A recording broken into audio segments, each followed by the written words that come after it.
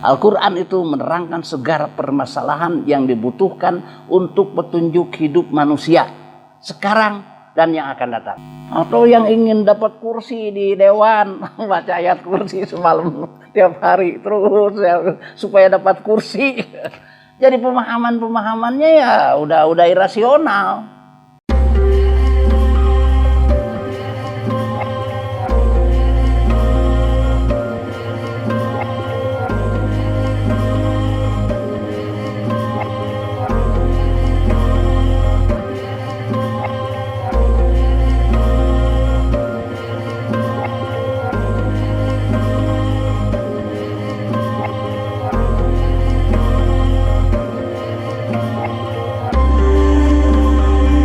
Coba bayangkan ayat kursi dipakai ngobatin saraf kejepit. Sambil baca ayat kursi katanya, diurut-urut aja di mana saraf yang kejepit itu. Ini menyalahfungsikan Quran. Atau yang ingin dapat kursi di dewan, baca ayat kursi semalam tiap hari terus ya, supaya dapat kursi. Jadi pemahamannya ya udah irasional, menyimpang dari fungsi Al-Quran. Jadi Al-Quran itu harus difungsikan. Surat Waqiah itu rata-rata dihafal karena surat Waqiah itu banyak manfaatnya. Rezeki gampang, kemudian bisa terhindar dari mara bahaya lain sebagainya. Ini menyalahfungsikan. Seharusnya surat itu dibaca, diterjemahkan, dipahami, dilaksanakan sebagai hudan, sebagai mauidhah, termasuk rahmat. Saudara sekalian,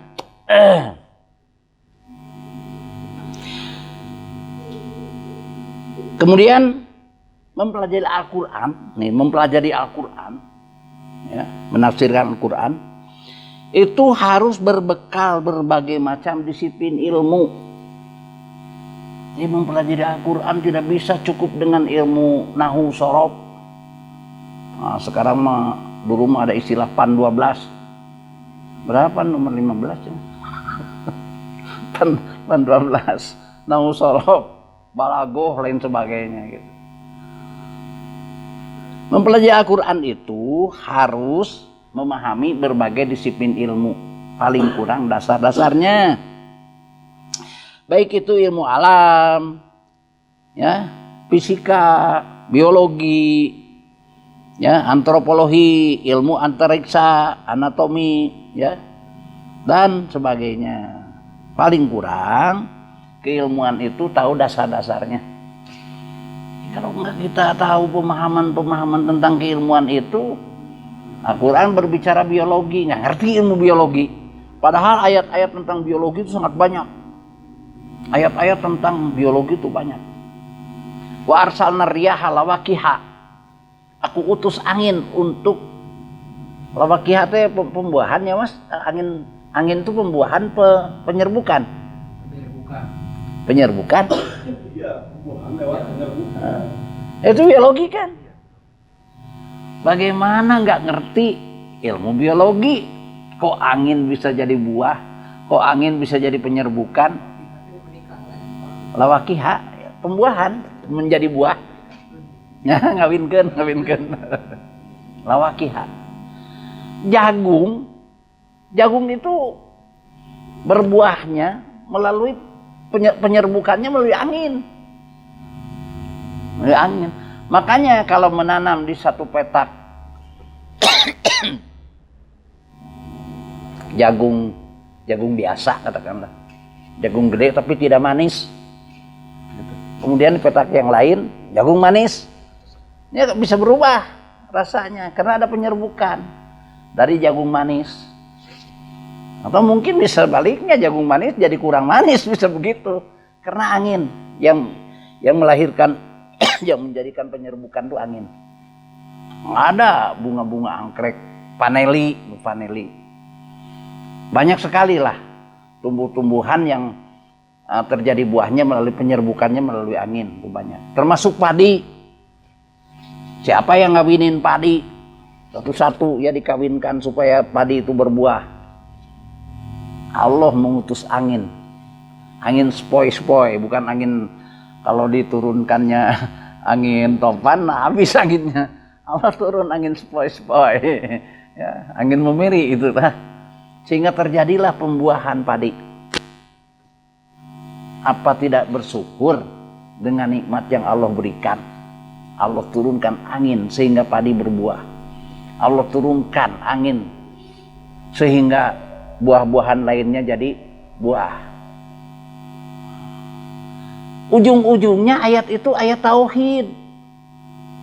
Agar kita bersyukur kepada Allah yang telah memberikan nikmat yang itu sering tidak disadari karena tidak ngerti. Nah, tidak ngerti ilmu biologi gimana? Susah ngerti ilmu biologi.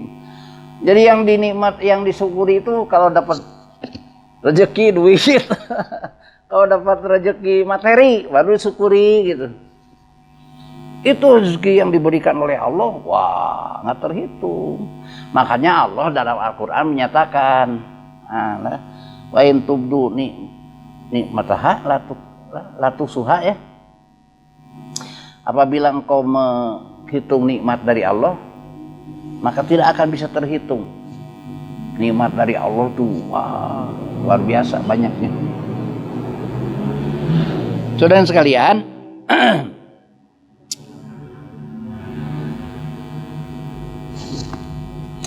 selanjutnya untuk mengetahui Al-Quran yang berbahasa Arab, Al-Quran kan berbahasa Arab, yang berbahasa Arab dan mempunyai kata-kata bahasa yang tidak mempunyai tata bahasa seperti sekarang, yang belum mempunyai tata bahasa seperti sekarang, itu harus menggunakan ilmu logika. Al-Quran itu kan diturunkan dalam bahasa Arab yang saat itu berlaku, bukan bahasa Arab sekarang.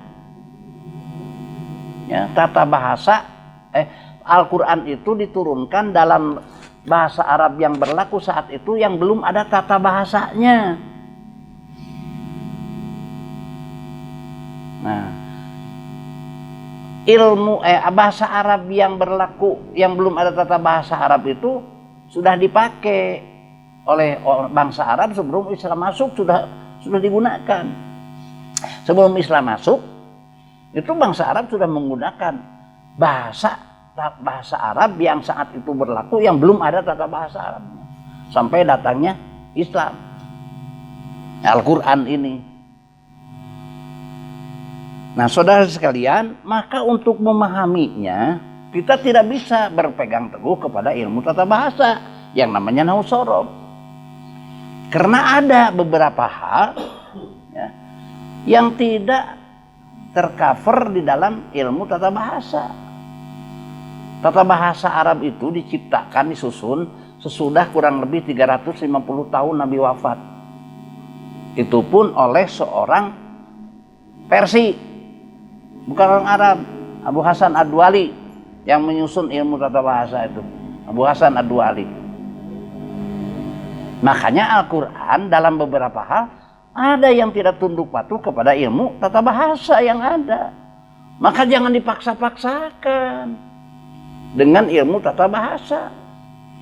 Sekarang banyak yang memaksakan diri menafsirkan Al-Quran dengan ilmu tata bahasa sekarang. Coba aja lihat, banyak was-sama'i wat-thoriq. Wau itu adalah wau qasam. Artinya Allah bersumpah kepada as-sama dan at-thoriq. Sama itu langit. Allah bersumpah kepada langit. Gitu. Pertanyaannya, apa Allah untuk menyatakan, ya, untuk menyatakan apa yang Ia ciptakan harus bersumpah kepada makhluk? Kalau begitu Allah tidak maha kuasa dong. Ya, kalau begitu Allah tidak berkuasa. Banyak itu. Wasyamsi waduhaha, banyak sekali. Tetap wau itu dipahami sebagai wau qasam, sebagai wau sumpah. Padahal dalam ayat itu kalau dipahami, kalau dipelajari artinya Wau itu bukan wau kosam, artinya bukan wau yang menurut ilmu nahwu sorof wau kosam, tapi wasama iwat torik. Perhatikanlah as-sama dan at-torik.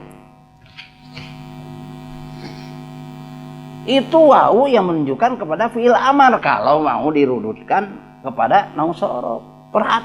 Perhatikanlah wasama iwat torik, perhatikanlah as-sama dan at-torik.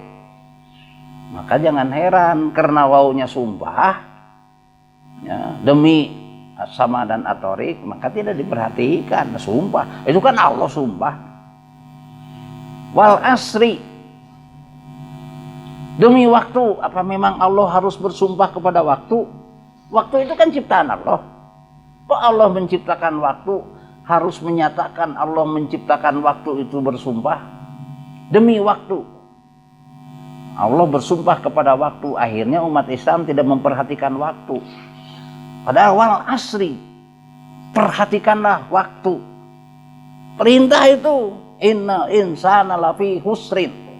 Sungguhnya manusia akan selalu ada dalam kerugian segala aktivitasnya. Illal ladzina amanu, kecuali aktivitasnya atas dasar iman. Wa amil sholihat, dan beramal saleh. Jangan heran karena sampai saat ini diterjemah juga wal asri itu demi waktu. Ya maaf, umat Islam banyak tidak memperhatikan waktu. Waktu harus datang jam 8, datang jam 9, jam 10, biasa-biasa aja. Tidak merasa salah. Kasih undangan, rapat. Jam 8, datang jam 9. Karena nggak diperhatikan. Kemudian waktu, janji. Bahwa jam sekian kita bertemu. Pas kita datang belum ada. Muncul udah setengah jam. Paling cepat udah 10 menit berlambat. Biasa-biasa aja, tidak merasa dosa. Padahal wal asri, perhatikanlah waktu. Jadi umat Islam harus memperhatikan waktu agar waktu itu dimanfaatkan secara efisien. Kita waktu banyak dibuang dari pagi sampai siang, sore ngobrol berkepanjangan, nggak selesai-selesai. Kopinya entah udah berapa gelas habisnya. Ngobrol berkepanjangan, nggak diperhatikan waktu. Jadi waktu itu harus diperhatikan agar efisien, agar dapat dimanfaatkan semaksimal mungkin. Maka wal asri di situ diperhatikan. Kita lanjutkan, saudara sekalian. Maka logika atau ilmu mantik ini sangat penting kita miliki untuk memahami Quran. Karena ada ayat-ayat baru dipahami dengan logika, ilmu mantik. Ayat ini begini dari awalnya. Kemudian akhirnya, kalau bahasa sekarang siahul kalamnya. Oh berarti ini pemahamannya begini, nah logika tuh, ilmu mantik. Tapi bukan logika seenak kita, tapi logika yang dituntun oleh wahyu. Maksudnya logika yang dituntun oleh ayat-ayat lain yang menerangkan masalah itu. Jadi bukan logika seenaknya, bukan. Bahasa Quran ya digunakan sejak Islam sebelum masuk sampai 400 tahun Hijriah. Lama itu. Jadi bahasa Quran, ya bahasa Quran yang belum ada bahasanya itu, ya, digunakan dari sejak Islam belum masuk sampai 400 tahun Hijriah. Lama itu.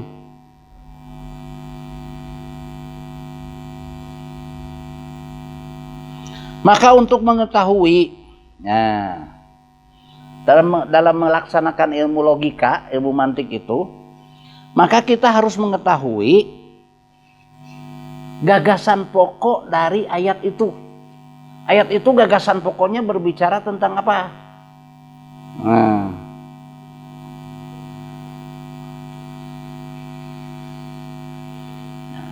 Saudara, kita contohkan. Jadi untuk bisa memahami untuk bisa melaksanakan ilmu logika, maka kita harus mengetahui gagasan pokok dari ayat yang dibahas, yang dari masalah yang dibahas oleh ayat itu. Begini, Allahul ladzi khalaqa sab'a samawatin wa minal ardo mislahunna. Allah telah menciptakan banyak langit tak terhingga, wa minal ard mislahunna. Begitu juga banyaknya bumi sama dengan banyaknya langit itu. Di gagasan pokoknya itu kan menerangkan banyaknya langit. Allahul ladzi khalaqa sab'a samawatin. Allah telah menciptakan banyak langit tak terhingga. Wa minal ard mislahunna. Begitu juga bumi banyaknya sama dengan langit itu. Artinya, logikanya bumi juga sama, tidak terhingga banyaknya dengan langit itu. Itu contoh sederhana. Contoh sederhana.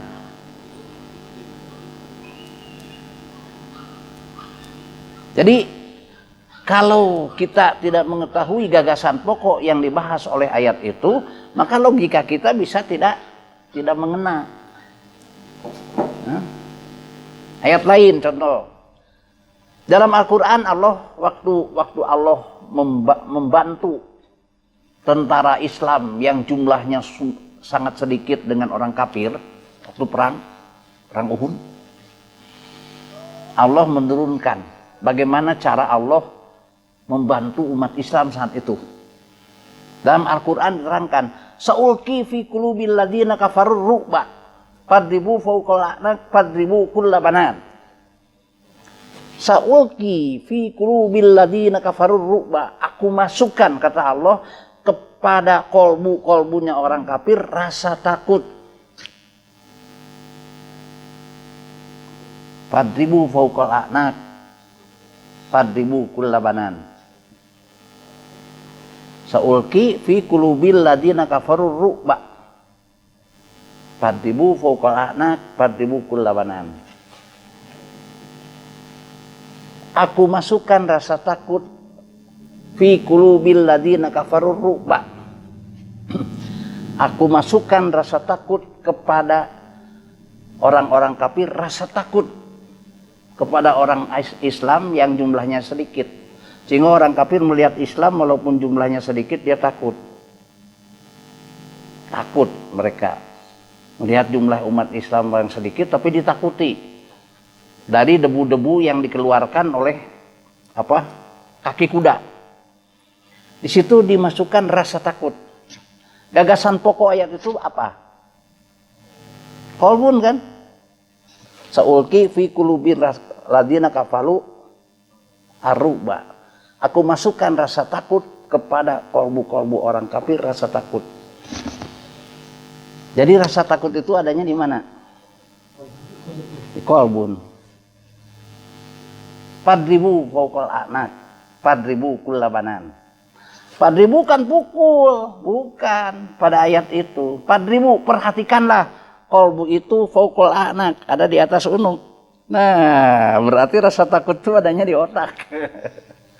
Itu logika ilmu mantik itu begitu. Fadribu fawqal a'naq, bukan pukul di atas unuknya, bukan. Perhatikanlah. Fawqal a'naq. Kolbu itu kan gagasan pokok ayat itu adalah kolbun di atas unuk. Artinya kolbun itu adanya di atas unuk. Kalau rasa takut adanya di sini, di kepala, berarti adanya di otak. Itu kolbun. Fadribu kulla banan. Bukan pukul, perhatikanlah kulla banan. Bahwa sidik jari orang tidak ada yang sama. Allah sudah nerangkan dalam Al-Quran. Sidik jari tidak ada yang sama. Kulla banan, tidak ada sama. Coba. Sampai oleh polisi sekarang dijadikan sidik jari itu sebagai alat bukti. Ya ini sidik jarinya akur dengan kamu nih. Saya lihat di jendela nih ada sidik jari yang diambil akur. Nih kamu nih masuk jendela. Akur sidik jari. Bahkan dalam Al-Quran diterangkan nanti hari kiamat manusia yang sudah hancur lebur itu bersatu dengan tanah, dibangkitkan lagi oleh Allah dengan sidik jarinya utuh seperti sidik jari asal. Ber ayat sabaraha ber? Eta Surat Al-Qiyamah ya? Di surat Al-Qiyamah itu. Allah akan membangkitkan kembali manusia nanti yang sudah hancur lebur itu, yang sudah jadi udah jadi molekul-molekul. Ya, akan Allah bangkitkan kembali manusia itu dengan sidik jarinya yang utuh sebagaimana asal. Al-Qiyamah ayat 4 tuh sahur Ustad. Itu hebat luar biasa. Jadi Allah akan membangkitkan kembali manusia di surat Al-Qiyamah ayat 4. Nanti dengan sampai sidik jarinya pun sama dengan sidik jarinya yang asal. Utuh. Wah, luar biasa. Itu ayat tauhid sekaligus. Ayat tauhid bahwa begitu hebatnya kemahakuasaan Allah. Ayat tauhid itu.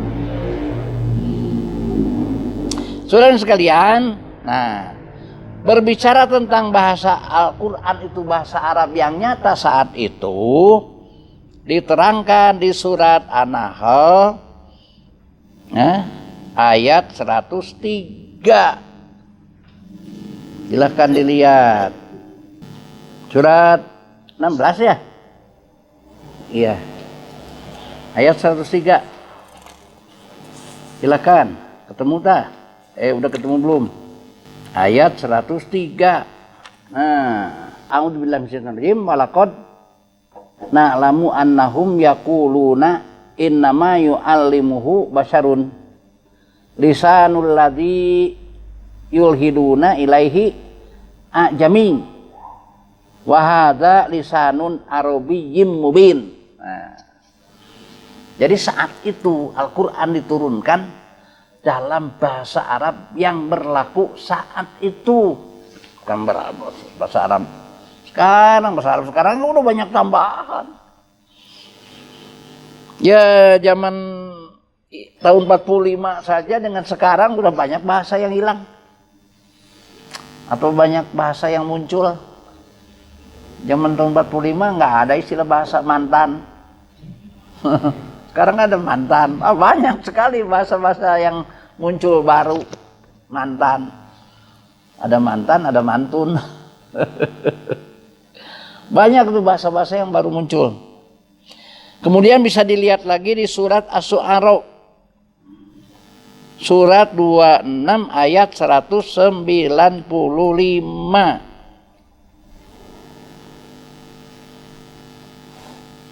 Ya, surat Asy-Syu'ara. Surat 26 ayat 125. Nah, ini pendek nih.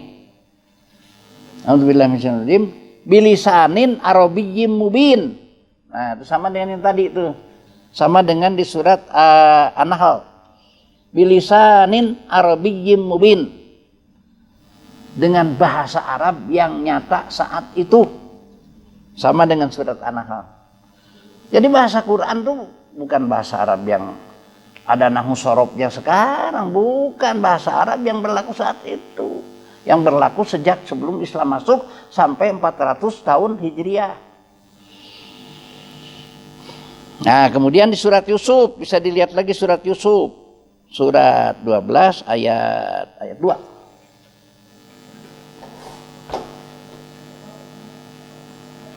Nah, inna anzalna Qur'anan Arabiyyal la'allakum ta'qilun.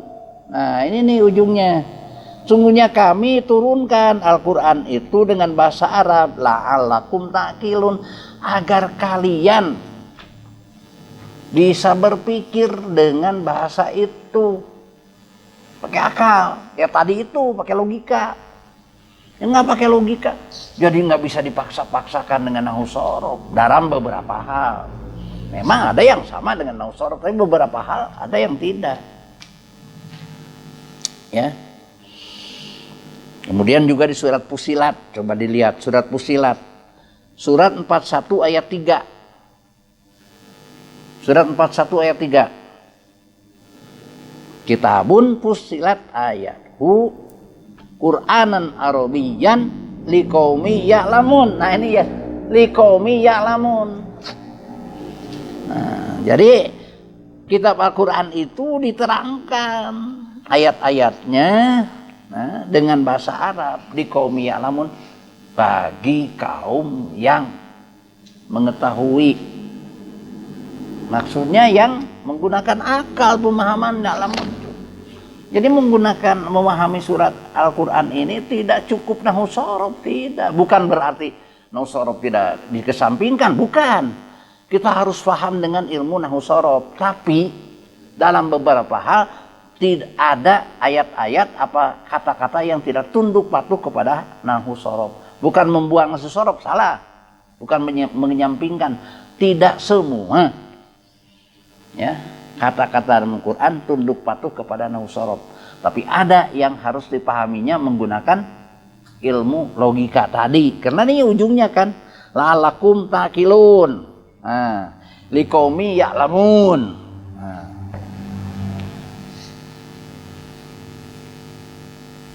Saudara sekalian, Al-Quran sebagai hudan bagi manusia, maka hendaknya harus dipahaminya secara rasional. Jadi kalau Al-Quran tidak dipahami secara rasional, susah. Karena Al-Quran tadi diterangkan fasolnahu ala ilmin, diterangkan secara ilmiah. Al-Quran dipahaminya tidak ilmiah. Ya, yang tadi itu.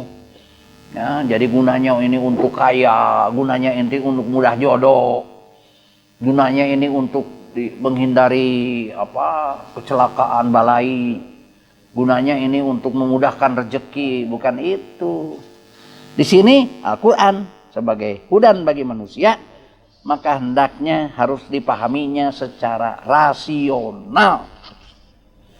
Nah, salah satu caranya harus menggunakan logika yang tadi itu.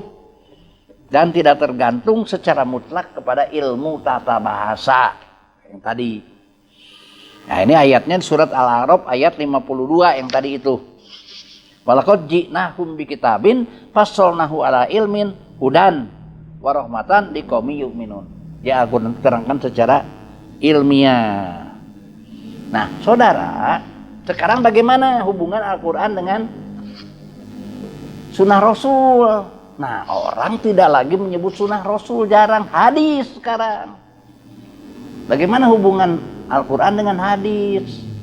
Hadis itu cerita tentang sunnah. Jadi Al-Quran dengan sunnah Rasul itu kaitannya jelas. Sunnah itu adalah penjabaran dari Al-Quran. Jadi Nabi, Rasul menjabarkan Al-Quran. Seperti ini, seperti ini, seperti ini, seperti ini. Pemahaman, itu sunnah Rasul. Kalau hadis itu cerita tentang sunnah. Jadi sunnah Rasul diceritakan lagi. Nah, maka hadis jangan salah. Jangan heran. Makin lama waktu, itu hadis sering bisa terjadi berkurang atau bertambah. Bahkan hadis itu ada hadis maudhu. Banyak sekali hadis palsu. Maka jangan heran tatkala dalam beberapa hadis ada hukum yang bertentangan dengan Quran. Yang namanya sunnah Rasul tidak mungkin bertentangan dengan Quran. Sebab Rasul hanya melaksanakan hukum apapun atas dasar wahyu dalam Al-Quran. Itu ada ayat-ayatnya. Saudara sekalian, ya, waktu Rasul wasiat di Haji Wada, haji terakhir, beliau menyatakan bahwa umatku tidak akan sesat selama-lamanya apabila berpegang teguh kepada kitabullah wa sunnah Rasulillah. Apabila berpegang teguh kepada kitab Allah, Al-Quran, wa sunnah Rasulillah, dan sunnah Rasul. Tidak hadis Rasulillah, tidak. Wa sunnah Rasulillah. Enggak hadis Rasulillah, tidak. Nah, saudara sekalian, hadis banyak. Maka kalau hadis banyak bertentangan dengan Quran, jangan heran. Karena hadis itu cerita tentang sunnah yang makin jauh waktu, makin lama waktu, cerita itu bisa berkurang, bertambah, atau kadang-kadang bisa bohong atau ditambah. Nah saudara nih, pengetahuan penulisan hadis baru dimulai ditulis tahun 125 Hijriah. Hadis baru dimulai ditulis tahun 125 Hijriah sampai 250 Hijriah. Jadi hadis itu disusun selama 125 tahun. Bayangkan aja 125 tahun dua generasi manusia. Maka jangan heran tadi hadis itu banyak hadis yang palsu, dhaif. Maka tatkala hadis ada yang bertentangan dengan hukum-hukum, kalau bidang hukum dengan Quran jangan aneh, karena hadis banyak orang palsukan sesuai dengan kebutuhannya. Ada orang memasukkan hadis untuk menyimpangkan akidah, seperti Yahudi Nasrani. Ada orang bikin hadis untuk kepentingan golongannya supaya diakui. Ada orang hadis tukang dagang nih, bikin hadis supaya dagangannya laku. Ada yang sampai seperti itu. Ada hadis untuk menyimpangkan sejarah. Ya, banyak hadis-hadis tentang Syiah itu. Wah, kan main tuh banyak hadis Syiah. Yang dengan Al-Quran ya, tabrakan. Saudara sekalian, apabila suatu masalah diterangkan berbeda dengan satu hadis atau tafsir, maka hendaklah mengambil apa yang diterangkan dalam Quran. Nah ini terangkan. Jadi kalau ada sebuah masalah berbeda antara hadis dan Al-Quran, maka harus jadi pegangan Al-Quran, bukan hadis. Al-Quran, bukan hadis. Nah, maka yang harus kita ketahui mengenai sumber. Sekarang kita ini kan sedang menafsirkan Al-Quran dengan menggunakan metode Al-Quran bil Quran. Tafsir. Sekarang tafsir itu sumber penafsirannya dari Al-Quran dan juga kadang-kadang ditambah dari pendapat Yahudi dan Nasrani. Tafsir umum yang bukan tidak menggunakan metode Al-Quran. Tafsir ya bersumber dari Al-Quran dan juga kadang-kadang bersumber atau kemasukan dari pendapat-pendapat Yahudi dan Nasrani. Maka jangan heran ada istilah tafsir Israiliyat. Contoh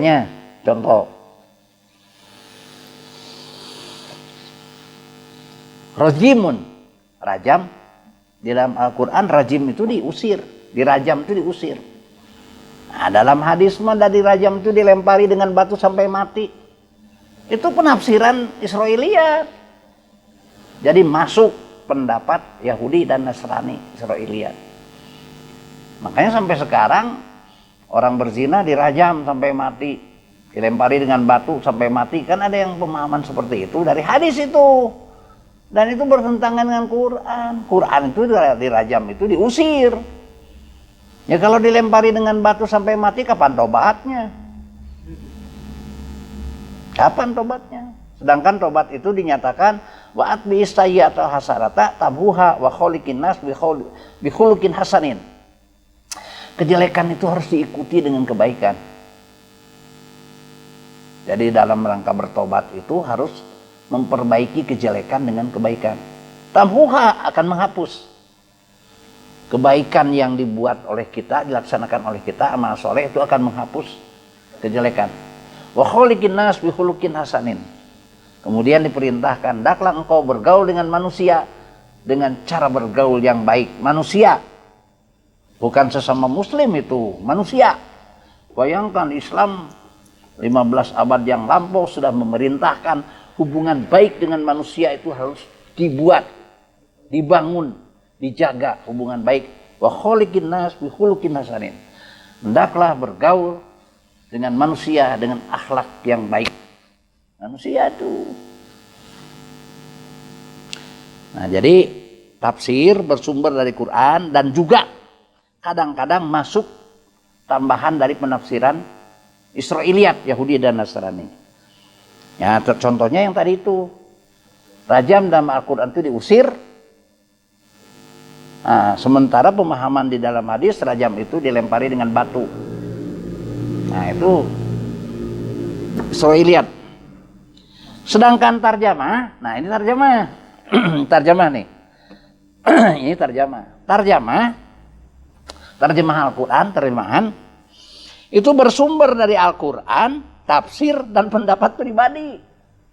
Jadi kalau terjemah ini bersumber dari tafsir, dari Quran, dari tafsir dan juga pendapat pribadi.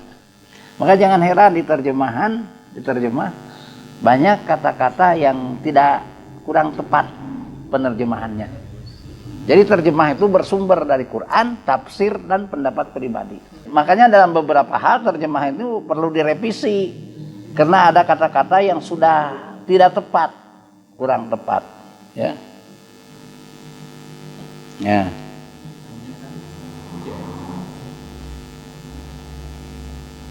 Nah, jadi saudara-saudara sekalian, kembali lagi kita kepada pemahaman Quran yang diterangkan tadi.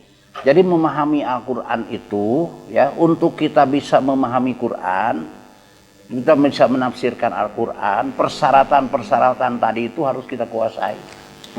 Ya, fungsi Quran harus kita pahami, ya. Kemudian juga harus kita menguasai berbagai macam disiplin ilmu lainnya. Kita juga harus menguasai ya ilmu tata bahasa, tapi tidak tergantung penuh kepada ilmu tata bahasa. Kemudian kita juga harus menguasai ilmu logika, mantik, gitu. Sehingga tatkala Al-Quran berbicara tentang ya tadi itu sains teknologi, nah, pemahamannya, penafsirannya tidak menyimpang dari apa yang dimaksud oleh Quran itu sendiri. Sehingga apa yang kita lihat sekarang kejadian-kejadian alam, Al-Quran menerangkan sejak dulu. Seperti tadi di pembukaan saya sampaikan tentang masalah gunung. Sangat rasional. Kalau gunung meletus sekalikan di daratan, di lautan, air laut akan mendidih, gelombang yang sangat besar akan menyapu daratan. Baru satu gunung saja kemarin di Tonga, seperti itu dahsyatnya. Nah, kemudian sunnah Rasul, beda dengan hadis. Kalau sunnah Rasul tidak mungkin bertentangan dengan Al-Quran. Karena Nabi tidak akan mungkin membuat hukum baru atau merubah hukum. Makanya jangan heran tatkala hadis banyak kadang-kadang bertentangan dengan Al-Quran. Nah, ini banyak diterangkan tuh. Sunnah Nabi tidak bertentangan dengan Al-Quran, ditulis di dalam, terangkan dalam surat Al-Ahzab ayat 21. Surat An-Nahl ayat 64. Nah, surat An-Nahl surat ayat 44. Kemudian surat An-Nisa ayat 105.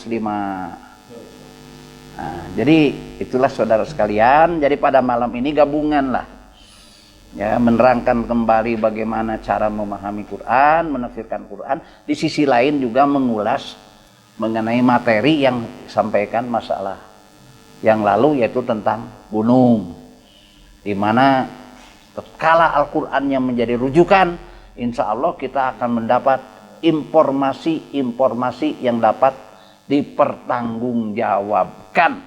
Karena informasi itu dari Allah yang menciptakannya. Nah, mudah-mudahan ada guna manfaatnya. Barakallahu li wa lakum. Assalamualaikum warahmatullahi wabarakatuh.